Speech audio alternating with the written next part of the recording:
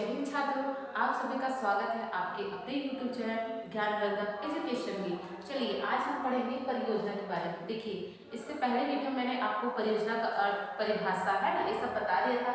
आज हम पढ़ेंगे परियोजना की कार्य विधि है ना, कि जो योजना है वो हम किस तरह बनाते हैं और उस किस तरह उसकी जो कार्य विधि है उसको हम बनाते हैं ना। तो सबसे पहला देखेंगे समस्या उत्पन्न करना। देखिए, जब योजना बनाते हैं है ना, तो हम योजना क्यों बनाएंगे? जब हमारे सामने कुछ समस्या आएगी या कुछ कार्य आएगी तभी तो हम योजना बनाएंगे है ना। तो सबसे पहले क्या होती है, हम समस्या उत्पन्न करना। योजना बनाने के लिए हमें क्या करना होगा? समस्या उत्पन्न करना होगा। क्या हमारे सामने जो समस्या आएगी उस पर क्या करेंगे? हम अपनी योजना का निर्माण वहाँ पर करेंगे है ना। और योजना के अकॉर्डिंग क्या करेंगे? हम अपने कार्य को करेंगे, जिससे क्या है, हमारी जो लक्ष्य होगी उस कार्य को करने के लिए है ना, तो उसका योजना का निर्माण करेंगे और फिर उस योजना के द्वारा हम अपने कार्य को पूरा करने का प्रयास करेंगे है ना। और अगर क्या होगा, अगर हमारी योजना अच्छी रही तो हम उस कार्य में क्या करेंगे? सफलता निश्चित रूप से प्राप्त करेंगे। अगर हमारी योजना सफल नहीं रही है ना, हम योजना बनाने में मतलब कि हमारी योजना सफल नहीं रही, तो इससे हमारे जो कार्य है वो भी पूरा नहीं हो पाएगा। तो हम कोई भी योजना बनाएंगे तो उसके लिए सबसे पहले समस्या उत्पन्न करना चाहिए। हमारे सामने समस्या आती है तभी हम योजना का निर्माण वहाँ पर करते हैं। अब हम दूसरा देखते हैं, योजना का चुनाव। देखिए, योजना का चुनाव हम जो हमारे सामने जो समस्या आएगी है ना, वो कितना बड़ा है या कितना छोटा है, या हम उस समस्या के बारे में जानने का प्रयास करेंगे कि ये जो समस्या है उसको हम किस तरह उसको समाधान कर सकते हैं, व उसकी किस तरह हम योजना बनाएं कि उस समस्या का जो निपटारा है वो आसानी से हो जाए। तो उसी तरह की जो योजना है उसको हम चुनेंगे है ना। हमारे सामने अगर कुछ बड़ी समस्या है तो उसको हम सुलझाने के लिए हम अच्छी से अच्छी योजना बनाएंगे है ना, और उस योजना का हम प्रतिपादन भी उसी तरह से करेंगे। तो अगर बड़ी योजना बनानी है, मतलब कि हमारे सामने अगर बड़ी समस्या है तो हम उसी के अकॉर्डिंग क्या करते हैं? अपना योजना का निर्माण करते हैं। और अगर छोटी समस्या है तो उसी के अकॉर्डिंग क्या करते हैं? हमारी योजना छोटी होती है। तो इस प्रकार क्या है, हमारी जो योजना है ना, वो समस्या के अनुरूप बनती है। तो हो गया योजना का चुनाव है ना, जो हम किस तरह अपने कार्य का निष्पादन करने के लिए योजना का चुनाव करते हैं। अब हम तीसरा देखते हैं, कार्यक्रम क्रियान्वित करना। देखिए, हमारी जो योजना है वह जब हम योजना बनाते हैं किसी कार्य को सुलझाने के लिए, हम कोई भी योजना बनाएंगे तो उसके लिए क्या है, हम विभिन्न प्रकार की जो हमारी जो क्रियाएं हैं उसको हम करेंगे कि किस प्रकार हमारी जो योजना है वो सफल हो जाए। जैसे हम ले लेते हैं, जैसे कोई हम एग्जाम्पल यहाँ पर ले लेते हैं, जैसे एक किसान को ही ले लेते हैं। वो क्या करता है, वो अपनी अच्छे से अच्छे खेती करने के लिए वो क्या करता है, वो विभिन्न प्रकार के जो दवाई वगैरह होते हैं ना, उसको क्या करते हैं, खेत में सिंचाई करते हैं। तो इससे क्या मतलब कि सिंचाई करते हैं और क्या करते हैं, वो सोचते हैं कि मैं किस तरह योजना की वो करूँ कि मुझसे जो मैं खेती कर रहा हूँ उससे मुझे लाभ ही लाभ हो। तो वो क्या करते हैं, वो अच्छे से अच्छी क्या करेगा, जो रासायनिक दवाइयों को छोड़कर है ना, वो क्या करेगा, जो अच्छी दवाइयाँ मतलब कि जो घरेलू जो दवाइयाँ मतलब कि ऐसी दवाएं जिसमें केमिकल युक्त ना हो है ना, तो उसमें क्या करेगा, वो अच्छे से अच्छी दवाइयों को यूज करके वो उसको अपनी खेती में वो लाभ पाना चाहेगा। तो इसके लिए वो योजना बनाएगा कि मुझे किस टाइम पर जैसे गेहूं लगा रहा है तो गेहूं क्या होता है, वो उसको एक समय पर क्या करते हैं, किस समय को उसको सिंचाई देते हैं, किस समय गेहूं का हम मतलब गेहूं का जो बोना है ना, तो हम एक निश्चित योजना के अनुरूप जो किसान है वह अपना खेती करता है। तो उसी प्रकार जो योजना है ना, उसके लिए हम कुछ कार्यक्रम सोचेंगे और उस कार्यक्रम को हम क्रियान्वित यहाँ पर करेंगे। जिससे क्या होगा, हमारी योजना के अनुरूप अगर हम कार्य करेंगे तो हमारी जो योजना है वो सक्सेसफुल होगी है ना, और हम अपनी जो समस्या है उसको हम तुरंत ही उस समस्या का निपटारा हम आसानी से कर लेंगे। तो जो व्यक्ति की जो योजना होती है वो क्या होती है, व्यक्ति के अनुरूप होती है। जिस प्रकार क्या होता है, जैसे कोई बुद्धिमानी व्यक्ति है वो क्या करेगा, अपनी बुद्धि के अकॉर्डिंग अपनी जो योजना है उसको वो निर्माण करेगा और अपनी समस्या पर वो क्या करेगा, उसका समाधान वो आसानी से ढूंढ लेगा है ना। जैसे कोई व्यक्ति क्या होता है, बहुत ही कमजोर होता है। जैसे हम एक विद्यार्थी का एग्जाम्पल लेते हैं, एक गुरु मतलब कि एक होशियार छात्र को लेंगे और एक कम होशियार छात्र को लेंगे। मतलब वो क्या करेगा, जो अधिक बुद्धिमानी जो छात्र होगा है ना, वो किसी भी समस्या का निपटारा वो अपनी वो योजना बनाएगा और उस समस्या का निपटारा वो कर लेगा। और उसी प्रकार हम बात करें कम बुद्धिमान व्यक्ति की, तो वो मतलब कि बालक की, तो वो क्या करेगा, वो अपनी जो समस्या है उसको वो उस मतलब योजना नहीं बना पाता है ना, और उसकी समस्या का वो समाधान भी नहीं कर पाता। तो इस तरह क्या है, जो योजना का जो चुनाव होता है वो अलग अलग तरह जो व्यक्ति के अनुरूप होता है। बुद्धिमानी व्यक्ति अपने अकॉर्डिंग बनाएगा, और जो कम बुद्धिमानी है वो योजना का या तो निर्माण ही नहीं कर पाता, या जो योजना बनाता है वो सक्सेसफुल नहीं होता। तो इस प्रकार हम योजना बनाने के लिए कार्यक्रम क्रियान्वित करते हैं। अब चौथा देखते हैं योजना का मूल्यांकन करना। देखिए, जब हम कोई भी योजना बनाते हैं तो उसका मूल्यांकन भी जरूरी होता है कि हम जो योजना बना रहे हैं वो सही होगा या नहीं होगा, है ना। हम योजना का जो चुनाव होता है हम उस समस्या को देखकर ही करते हैं, तो उस जो समझ योजना हम बनाते हैं उसका मूल्यांकन भी जरूरी होता है, क्योंकि हमारी जो योजना होती है ना, वो हमारे कार्य पर निर्भर करती है कि हम किस प्रकार उस समस्या को देखकर उसे हल करने का अपना जो योजना है वो निर्माण कर रहे हैं, तो उसका मूल्यांकन भी जरूरी होता है। अब पांचवा देखते हैं योजना का लेखा जोखा। देखिए, यहाँ पर जो बात है योजना का लेखा जोखा, हम कोई भी कार्य करते हैं तो उसका हम क्या है लेखा जोखा रखते हैं ना। तो उसी प्रकार जब हम योजना बनाते हैं उसका निश्चित रूप से लेखा जोखा बनाना जरूरी होता है, ताकि हम क्या कर सके उस योजना के अनुरूप अपने जो कार्य का जो प्रतिपादन है वो हम आसानी से कर सकते हैं, तथा हमारी समस्या को आसानी से हम निपटारा को कर सकते हैं। तो इस प्रकार क्या है, जो योजना की जो कार्यविधि होती है वो इस प्रकार हम देखने को मिलती है।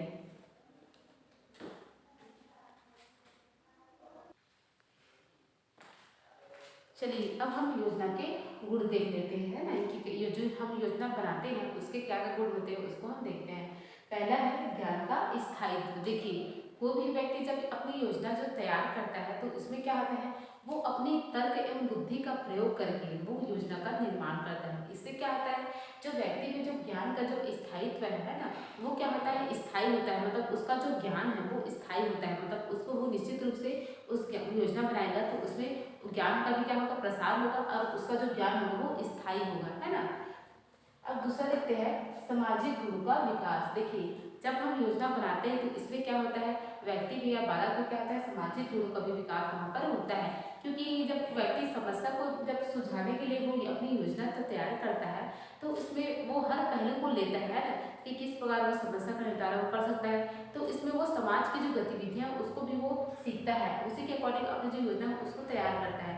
तो हम कह सकते हैं कि जो व्यक्ति के द्वारा है जब योजना का निर्माण वो करता है तो इसे सामाजिक गुणों का भी विकास यहाँ पर हमें देखने को मिलता है। अब तीसरा देते हैं श्रम को महत्व, है ना। यहाँ पर तीसरा पॉइंट है श्रम को महत्व। योजना का तीसरा गुण क्या है, श्रम को महत्व। इसमें क्या करता है, जब हम कोई विद्यार्थी क्या करता है अपनी जो योजना तैयार करता है तो वो अपनी मेहनत के अनुसार क्या करता है, वो योजना को तैयार करता है। उस योजना को बनाने के लिए वो मेहनत करता है, और उस योजना को पूरा करने के लिए वो निश्चित रूप से वो विभिन्न रूप से वो प्रयास करता है, चाहे वो शारीरिक रूप से हो या मानसिक रूप से हो।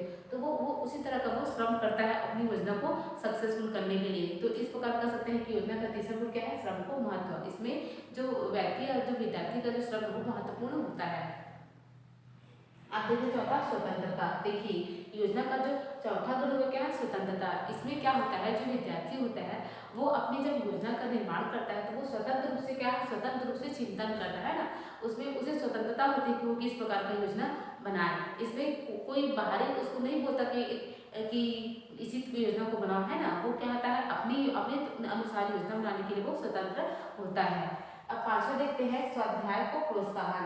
देखिए, स्वाध्याय मतलब स्वयं के द्वारा अध्ययन। इसमें क्या होता है, जब बालक स्वयं किसी समस्या को सुलझाने के लिए जब वो योजना अपनी निर्माण करता है तो वो उसके लिए वो स्वयं वो अध्ययन करता है ना, मतलब वो स्वयं प्रयास करेगा, स्वयं अध्ययन करेगा। उस जो समस्या को निपटाने के लिए जब योजना बनाएगा तो वो स्वयं पढ़ाई करेगा, है ना, उसके बारे में जानकारी हासिल करेगा, और क्या करेगा, वो विभिन्न प्रकार की योजना को सक्सेसफुल करने के लिए वो विभिन्न प्रकार की योजना को अपनाएगा और अपने कार्य में सफलता हासिल वो करेगा। तो इस प्रकार क्या है, स्वाध्याय को इसमें प्रोत्साहन मिलता है। अब हम छठा देखते हैं शिक्षक एवं छात्रों का निकट संपर्क। देखिए, इसमें क्या होता है, जब कोई विद्यार्थी है ना, जब कोई योजना बनाता है तो वो अपनी योजना को तैयार कर लेता है, लेकिन अगर वो अपनी योजना को शिक्षक को मतलब कि शिक्षक क्या करता है उसकी योजना को जब वो जानता है तो उसमें जो कोई भी त्रुटियां रहेंगी, है ना, तो उसको वो दूर करने का प्रयास एक शिक्षक करता है, ताकि जो छात्र है वो सही योजना का तैयार कर सके और अपनी जो भी समस्या है उसको वो दूर कर सके। तो इस प्रकार हम कह सकते हैं कि शिक्षक एवं छात्रों का निकट जो संपर्क जब होगा तो क्या करेगा, एक शिक्षक उसको सही राह का निर्माण करने में मदद करेगा और उसकी योजना बनाने में वहाँ पर वो मदद करते हैं। अब साझा रहते हैं उत्तरदायित्व की भावना का विकास, है ना। जब विद्यार्थी जब कुछ योजना बनाएगा तो उसमें उत्तरदायित्व की भावना का विकास निश्चित रूप से होगा, क्योंकि वो क्या करेगा, वो समस्या आएगा तो वो अपनी तर्क लगाकर उसको दूर करने की योजना बनाएगा, है ना। और उसको दूर करेंगे, उसको उसका अपना उत्तरदायित्व बनेगा वहाँ पर, तो वो क्या करेगा, उसको मैं ही दूर करूँगा, इस समस्या की योजना मैं ही बनाऊंगा, इसको दूर करूँगा, ऐसे करके उसमें क्या है, उत्तरदायित्व की भावना का वहाँ पर विकास निश्चित रूप से होता है।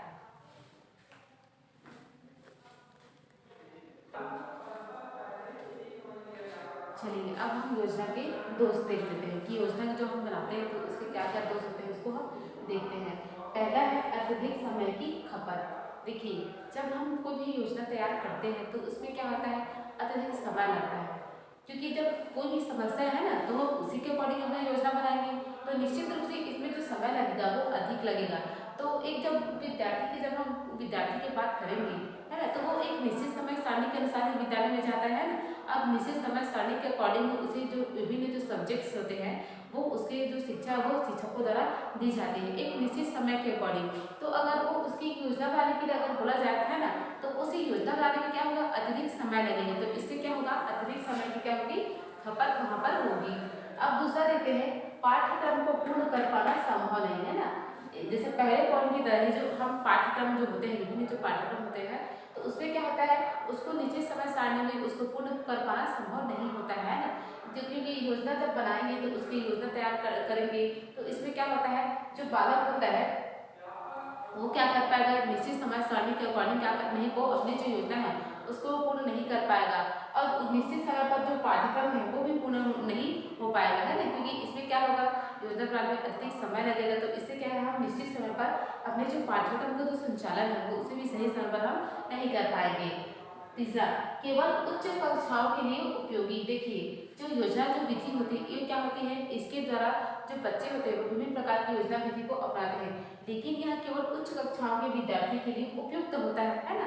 क्योंकि एकदम हम छोटे बच्चे की बात करेंगे, है ना, तो उसमें क्या है, योजना बनाने की जो शक्ति होगी वो बड़े विद्यार्थी की अपेक्षा कम होगी। तो ये जो योजना जो होती है ना वो क्या केवल उच्च जो कक्षाओं के लिए उपयोगी होता है। अब चौथा देखते हैं, विद्यालय की समय सारणी का प्रभाव, है ना। मैंने आपको पहले ही बताया था कि जब योजना का कोई निर्माण होता है तो इसमें क्या होता है, अत्यधिक समय लगता है, तो इससे क्या होता है, जो विद्यालय की जो समय सारणी होती है, विद्यालय की समय सारणी अर्थात एक निष्ठा हम देखते हैं, कोई विद्यालय होता है वो एक निश्चित समय सारणी के अकॉर्डिंग निश्चित समय पर खुलेगा, निश्चित समय पर बंद होता है ना। और जो उसमें विद्यार्थियों और शिक्षकों का जो आवक जावक मतलब कि आना और जाना है वो भी एक निश्चित समय पर विद्यालय आते हैं और निश्चित समय पर क्या होता है, छुट्टी होता है। तो इस प्रकार के है जो योजना विधि के द्वारा क्या होता है, विद्यालय की समय सारणी पर प्रभावित होती है ना, क्योंकि योजना के द्वारा अधिक समय खपत होता है तो इससे विद्यालय की जो समय सारणी है वो भी प्रभावित होती है। अब पांचवा देखते हैं, गंभीरता का अभाव। देखिए कोई जब योजना विद्यार्थियों के द्वारा अगर बनाने के लिए बोला जाए तो हमें कभी कभी देखने को मिलता है कि बालक क्या होते हैं, अपनी योजना को प्रतिपालन करने के क्या है वो गंभीर नहीं होते, है ना। तो इसमें हमें जो गंभीरता होता है वो हमें देखने को नहीं मिलता है। तो हम कह सकते हैं कि जब योजना का निर्माण होता है तो उसमें कई बालक क्या करते हैं, उस योजना को बनाने में गंभीर नहीं होते, है ना। वो उसको क्या है, वो निश्चित रूप से नहीं लेते हैं, उसको ऐसे ही समझते हैं और गंभीर रूप से उसको नहीं समझने का प्रयास करते हैं और अपनी जो योजना है ना उसके अकॉर्डिंग कार्य करने के लिए क्या करते हैं, वो ऐसी योजना बनाएंगे और उस कार्य का प्रतिपालन वो करेंगे।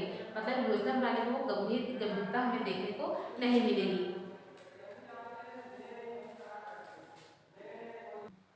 चलिए अब हम देख लेते हैं योजना को प्रभावी बनाने के उपाय, कि हम जो योजना बनाते हैं उसको किस तरह से हम प्रभावी बना सकते हैं ना। तो इसके लिए क्या करते हैं, जो एक विद्यार्थी होता है या शिक्षक होते हैं इसके लिए तरह तरह के अपने जो उपाय हैं वो अपनाते हैं ताकि वो जो योजना का निर्माण जो कर रहे हैं वो प्रभावी बन सके, है ना।